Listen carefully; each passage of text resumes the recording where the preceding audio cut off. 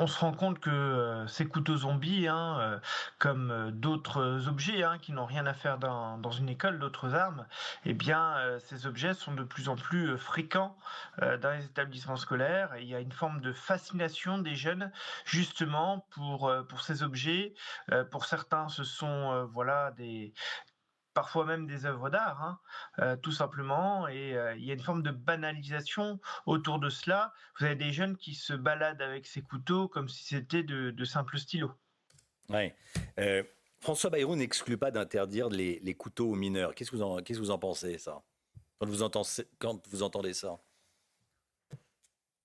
Ça me fait un petit peu sourire, si vous voulez, parce que comment interdire ça? Comment interdire? Voilà, ça c'est vraiment toute la question.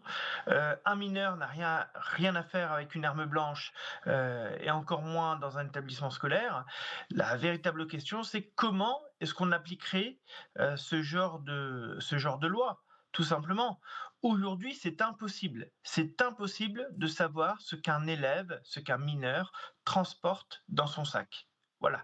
On n'a pas la possibilité au niveau d'un établissement scolaire de fouiller le sac d'un élève, hein. On a simplement la possibilité d'un contrôle visuel si l'élève veut bien ouvrir son sac.